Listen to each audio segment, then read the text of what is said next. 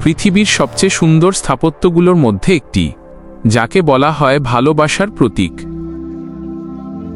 কিন্তু তাজমহলের ভেতরে লুকিয়ে আছে অসংখ্য রহস্য, ইতিহাস আর অবিশ্বাস্য কাহিনী।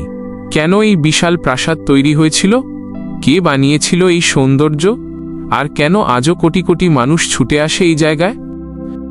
১৬০০ সালের সময়ে মুঘল সাম্রাজ্য ছিল পৃথিবীর সবচেয়ে ধনী সাম্রাজ্যগুলোর একটি, আর সেই সাম্রাজ্যের সম্রাট ছিলেন শাহজাহান। শাহজাহান তার স্ত্রী মুমতাজকে খুব ভালোবাসতেন। মুমতাজ ছিলেন তার সবচেয়ে প্রিয় রানী। ১৬৩১ সালে সন্তান জন্ম দিতে গিয়ে মারা যান মুমতাজ মহল।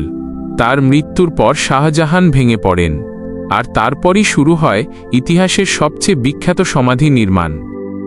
১৬৩২ সালে শুরু হয় তাজমহলের নির্মাণ কাজ।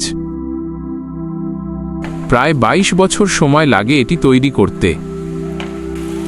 ২০,০০০-এরও বেশি শ্রমিক কাজ করেছিলেন এখানে। ভারত, পারস্য, তুরস্ক ও মধ্য এশিয়া থেকে আনা হয় দক্ষ শিল্পী। তাজমহলের সাদা মার্বেল আনা হয়েছিল রাজস্থানের মাকরানা থেকে। প্রতিটি দেয়ালে রয়েছে হাতে করা নকশা ও ক্যালিগ্রাফি। তাজমহলের সবচেয়ে অবাক করা বিষয় হল এর নিখুঁত সিমেট্রি।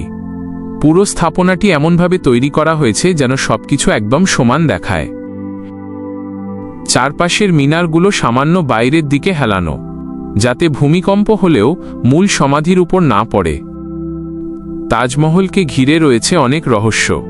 অনেকে বলেন এর নিচে আছে গোপন কক্ষ। কিছু দরজা আজও সাধারণ মানুষের জন্য বন্ধ। আরেকটি গল্প খুব বিখ্যাত, শাহজাহান নাকি কালো মার্বেল দিয়ে আরেকটি তাজমহল বানাতে চেয়েছিলেন, যদিও ইতিহাসবিদদের মধ্যে এ নিয়ে বিতর্ক রয়েছে।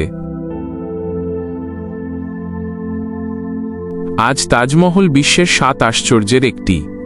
প্রতি বছর লাখ লাখ মানুষ আসে এই সৌন্দর্য দেখতে। ইউনেস্কো ১৯৮৩ সালে তাজমহলকে বিশ্ব ঐতিহ্যবাহী স্থান হিসেবে ঘোষণা করে। তাজমহল শুধু একটি সমাধি নয়, এটি ইতিহাস, ভালোবাসা আর শিল্পকলার এক অমর নিদর্শন। শত শত বছর পেরিয়ে গেলেও এর সৌন্দর্য আজও মানুষকে মুগ্ধ করে। আপনি কি একদিন তাজমহল দেখতে যেতে চান?